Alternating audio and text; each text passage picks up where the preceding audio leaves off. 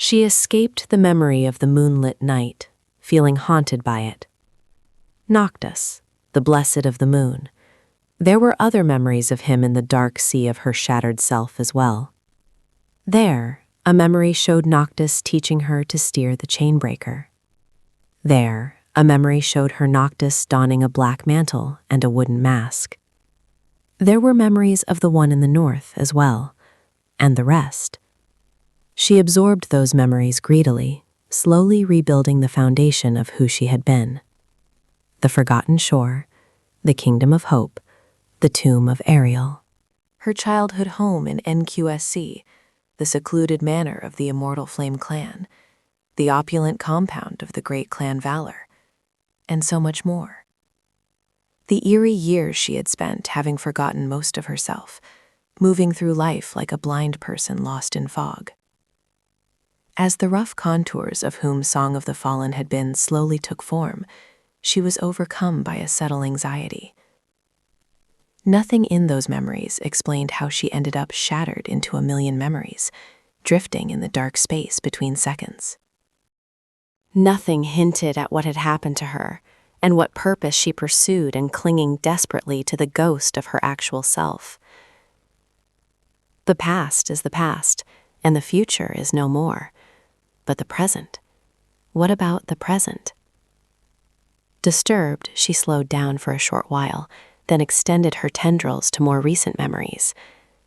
She wanted to know what was happening now, not what had happened back then, but the answer was elusive, so much so that she feared that only completing the whole picture would allow her to find out the truth.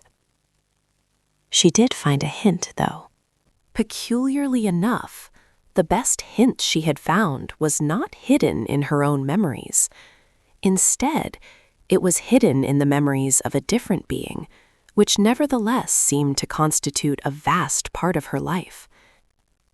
That being felt peculiarly familiar somehow. Ah, it's him. The cruel boy who had wanted to leave her to die. Only naturally, he was not a boy anymore, even if he was still just as cruel, if not more so. The Lord of Shadows. Sensing a scent of an answer, she delved into the memories she had shared with, or possibly stolen from, him. Show me. Where were you when the dream spawn came? The world where Sunny had been born did not welcome him anymore. In fact, it rejected him ferociously. It was a little discomforting, but then again, if he was honest with himself, Earth had never treated him nicely. If anything, it had always been a cruel and uncaring mother, leaving him to fend for himself while surrounded by cold winds and hungry wolves. Metaphorically speaking, naturally, since not even the wolves had survived its poisoned expanse. Now, nightmare creatures ruled its ruined wilderness, while people survived in vast cities like NQSC. The fortunate lived quite nicely, but the unlucky wretches like him did not, so he could not bring himself to miss Earth. He still had to visit occasionally, though. The reasons for his visits were rarely benign, and today was no exception. Things were not going well for the human domain as of late. It was only a month or so since Sunny returned from the Eternal City, but a lot had happened since. Problems were piling up, and even with 7 bodies, he was struggling to address them all, especially because he had to maintain secrecy and hide his existence. How does this even make sense? Before, it used to take roughly a month for a trade caravan to travel between the Weeping Goddess and Ravenheart, but now a day had been added to that time. That was not because the merchants had become lazy, and neither was it because some powerful nightmare creature had forced them to change routes. Rather, it was because the distance between Ravenheart and the former citadel of Clan Sorrow had changed, which was quite disconcerting. The Dream Realm had always been full of bizarre occurrences, but if its geography was shifting, there was only one explanation. It meant that more of the waking world was seeping through the realm boundary, plunging into the nightmare. The pieces of his homeworld were being swallowed by the realm of the forgotten god, forcing them to rethink the timeline of total resettlement, as if they did not have other problems to deal with.